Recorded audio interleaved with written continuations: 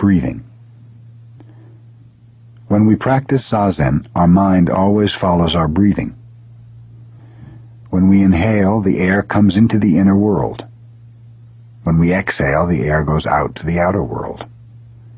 The inner world is limitless, and the outer world is also limitless. We say inner world or outer world, but actually there is just one whole world. In this limitless world, our throat is like a swinging door. The air comes in and goes out like someone passing through a swinging door. If you think, I breathe, the I is extra. There is no you to say I. What we call I is just a swinging door, which moves when we inhale and when we exhale. It just moves, that's all. When your mind is pure and calm enough to follow this movement, there's nothing. No I, no world, no mind, no body, just a swinging door. So when we practice Zazen, all that exists is the movement of the breathing, but we're aware of this movement. You should not be absent-minded. But to be aware of the movement does not mean to be aware of your small self, but rather of your universal nature or Buddha nature. This kind of awareness is very important because we are usually so one-sided. Our usual understanding of life is dualistic. You and I, this and that, good and bad. But actually, these discriminations are themselves the awareness of the universal existence. You means to be aware of the universe in the form of you, and I means to be aware of it in the form of I. You and I are just swinging doors. This kind of understanding is necessary. This should not even be called understanding. It is actually the true experience of life through Zen practice. So when you practice Zazen, there's no idea of time or space. You may say we started sitting at 5:45 in this room. Thus you have some idea of time, 5:45, and some idea of space in this room. Actually, what you are doing, however, is just sitting and being aware of the universal activity. That is all. This moment the swinging door is opening in one direction, and the next moment the swinging door will be opening in the opposite direction.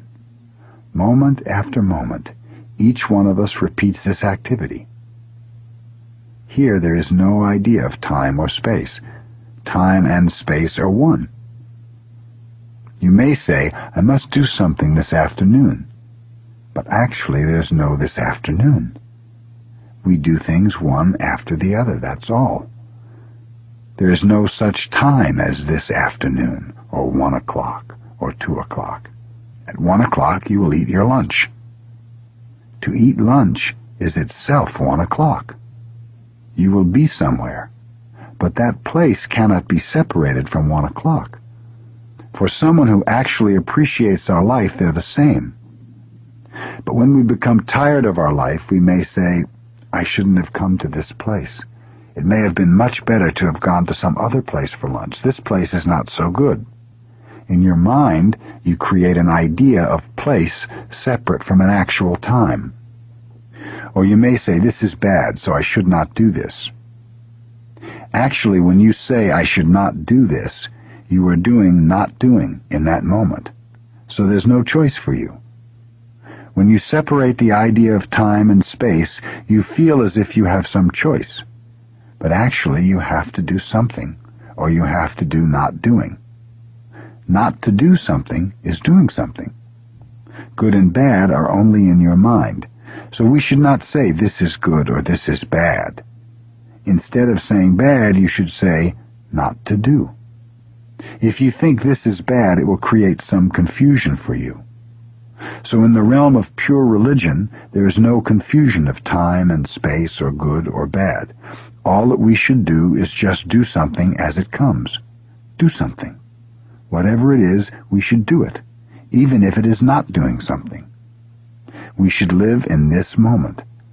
So when we sit, we concentrate on our breathing, and we become a swinging door, and we do something we should do, something we must do. This is Zen practice. In this practice, there's no confusion. If you establish this kind of life, you have no confusion whatsoever. Tozan, a famous Zen master, said, "The blue mountain is the father of the white cloud. The white cloud is the son of the blue mountain. All day long they depend on each other, without being dependent on each other. The white cloud is always the white cloud. The blue mountain is always the blue mountain." This is a pure, clear interpretation of life. There may be many things like the white cloud and blue mountain. Man and woman, teacher and disciple. They depend on each other. But the white cloud should not be bothered by the blue mountain. The blue mountain should not be bothered by the white cloud. They're quite independent, but yet dependent.